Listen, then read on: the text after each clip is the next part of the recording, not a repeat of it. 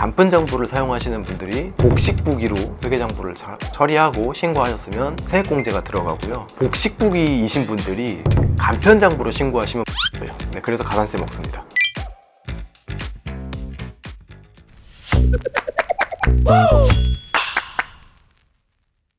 안녕하세요. 딸깍 대표세무사 서혁진입니다. 오늘은 다가오는 이제 5월 종합소득세에 관련된 얘기를 해보려고 합니다. 최대한 쉽게 한번 풀어내보겠습니다. 일단은 종합소득세란 개념을 일단 설명을 좀 해볼게요. 소득세는 소득이 있는 모든 개인이 냅니다. 우리나라에서는 일단 여러분들도 근로소득세를 내고 계세요. 종합소득세라는 거는 소득세를 내시는 분들 중에 일부의 인원들이 이제 신고를 하시고 납부를 하게 되는 건데, 근로자분들도 사실 종합소득세를 신고하고 내야 되거든요. 그거를 회사에서 대체해라, 그게 연말정산 제도인 거고, 근로소득 말고 다른 소득이 있으신 분들이 이제 종합소득세 신고를 하는데요. 예를 들면 사업소득, 자영업 하시는 분들, 연금소득이 있어요. 국민연금도 있고요, 사적연금도 있고요, 연금소득 내시는 분들, 그리고 우리나라에는 기타소득이라는 게 있어요. 복권 당첨금도 기타소득이고요. 회설에서 받는 돈, 강연하는 돈, 이런 돈들이 다 기타소득이에요. 이런 분들도 종합소득세 신고를 합니다. 그리고 부자들이 거는 소득, 이자, 배당 받으시는 분들도 종합소득세를 납부해요. 근로소득이랑 사업소득이랑 같이 있는 분들도 있고요. 투잡하시는 분들, 근로가 2개인 경우도 있어요. 이런 경우도 종합소득세 신고를 해야 되고요. 그래서 굉장히 다양한 케이스가 발생해요. 그 중에서 아까 말한 그 6가지 소득에 대해서 종합소득세 신고를 한다라고 일단 말씀드리면 되고, 가끔 그런 질문을 하세요.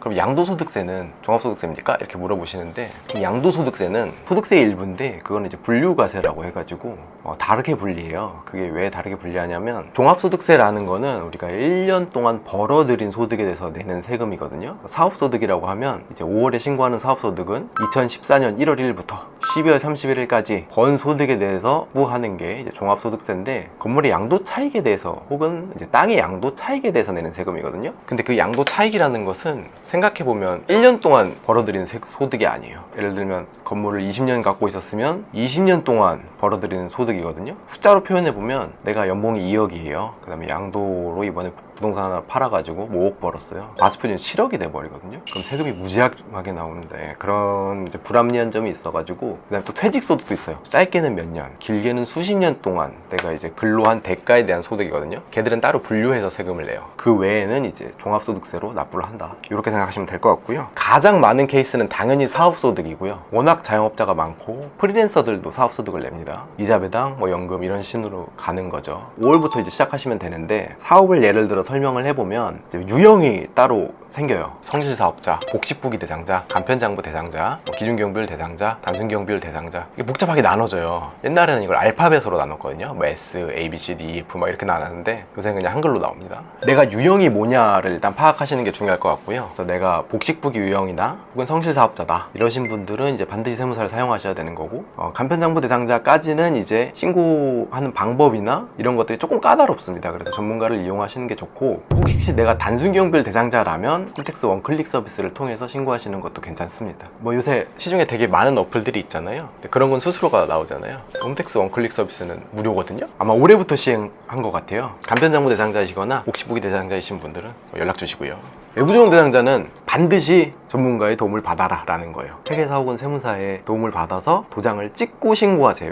외부조정 대상자가 본인 혼자 신고하시면 무신고입니다. 무조건 전문가의 도움을 받으셔야 되는 경우고요. 간편장부 대상자의 경우는 도움 없이 하셔도 되긴 해요. 근데 보통 이제 도움 없이 하시는 분들이 한 7월, 8월쯤에 연락이 많이 와요. 내가 간편장부를 내가 혼자 신고했는데 잘못 신고했다, 소명하라 라고 요청이 날라왔습니다. 어떻게 해야 되나요? 라고 연락이 너무 많이 옵니다. 그래서 간편장부 대상자이셔도 웬만하면 전문가의 도움을 받으셔라, 저는 이렇게 말씀드리고요. 복식부기라는 거는 회계상 차변 대변을 작성해서, 우리 법인들은 재무제표가 나오잖아요. 개인도 재무제표를 만들어라 라는 게 복식부기 대상자거든요. 그래서 도장을 찍으라는 거고, 근데 간편장부 대상자도 복식부기로 신고할 수도 있어요. 그러면 또 세액공제를 받을 수 있어요. 장점들이 되게 여러 가지가 많거든요. 그런 여러 가지를 고려해보면 결국 간편장부 대상자도 복식으로 신고할 때가 유리한 경우도 있어요. 어쨌든 내가 장부 대상자로 신고용이 나왔다면 전문가를 이용하시는 게 훨씬 더 좋습니다. 라면을 하나 판다고 생각해 볼게요. 원재료 같은 게 들 거잖아요. 그럼 밀가루 같은 것도 들 거고, 고기 차슈 올라가는 이런 것도 들 거고, 인건비도 들 거고, 임대료도 들 거잖아요. 비율을 열심히 계산해 봤더니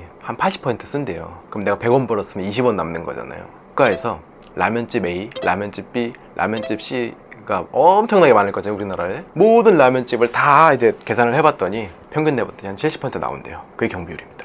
100원의 매출이 발생하면 30원 번 거고 200원 매출이 나왔으면 30% 60원인 거잖아요. 국가에서 계산해 봤더니 우리나라 평균 내보면 그 정도다. 단순 기업일 대상자분들 있잖아요. 본인이 혼자 신고하시기 조금 어려운데 이제 원클릭 서비스로 대체하실 수 있는 분들, 그런 분들은 국가에서 그냥 경비를 좀 높게 책정해서 줘요. 라면집이라면 그 정도 나오니까 그렇게 신고하세요. 그리고 국세청에서 그거를 계산해서 주거든요. 그래서 원클릭 서비스로 한 번에 신고가 가능한 거예요. 기준 경비율은 단순 경비율보다 경비율이 훨씬 높아요. 예를 들면 아까 말한 거는 제가 70%라고 말씀드렸잖아요. 근데 한 20% 정도만 책정해줘요. 내가 그냥 기준 경비율로 신고해보면 100원 벌었는데 소득이 80원이 되는 거거든요. 근데 사실은 그렇지가 않잖아요. 그래서 장부를 작성하는 경우가 훨씬 유리합니다. 간편장부는 국가에서 조금 편리하게 만든 장부입니다. 가계부처럼 되어 있어요. 그래서 일반인들도 어떻게 보면 쓸 수 있을 것 같기도 해요. 실상은 물론 그렇지 않긴 한데, 여기서 좀 더 깊게 들어가자면 간편장부를 사용하시는 분들이 복식부기로 회계장부를 처리하고 신고하셨으면 세액공제가 들어가고요. 복식부기이신 분들이 간편장부로 신고하시면 무신고예요. 네, 그래서 가산세 먹습니다. 이런 부분들을 또 조심해야 되고요. 그래서 이게 완전히 케이스 바이 케이스니까 내가 상황을 잘 모르겠다 싶으면 그냥 연락 주시는 게 제일 편해요. 사실은 100명이 이제 연락이 오면 100명의 케이스가 다 달라요. 그래서 어떤 분들은 간편으로 하시는 게 유리할 경우가 있고, 어떤 분들은 복식으로 하시는 게 유리할 경우도 있고, 심지어 어떤 분들은 그냥 기준경비율 때리는 게 유리한 경우도 있고, 이래서요, 비슷한 매출인데 완전히 다 다르네, 이런 생각이 항상 들거든요, 매년.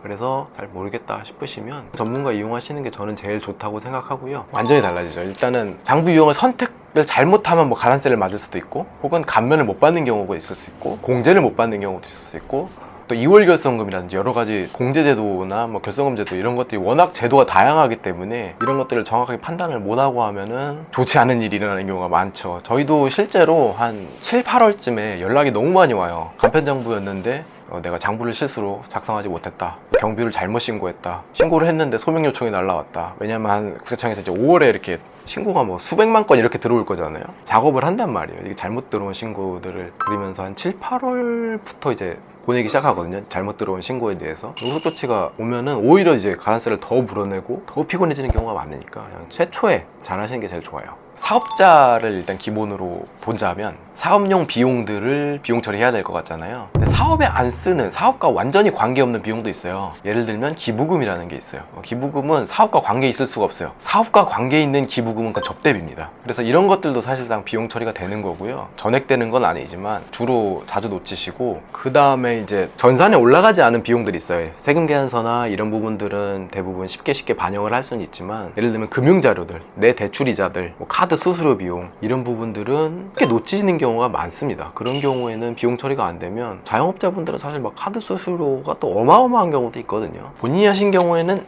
잘 놓치세요. 많이들 전문가 이용하시는 게 제일 좋습니다, 사실. 실제 사례요.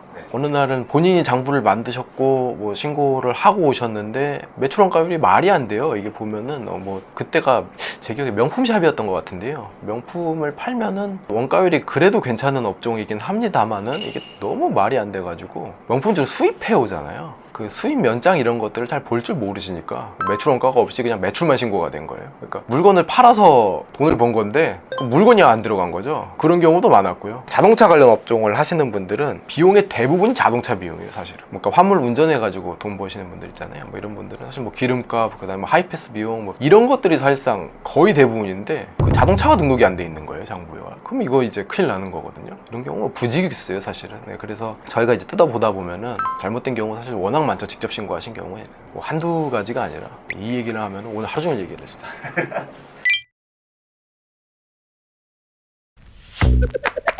있어요.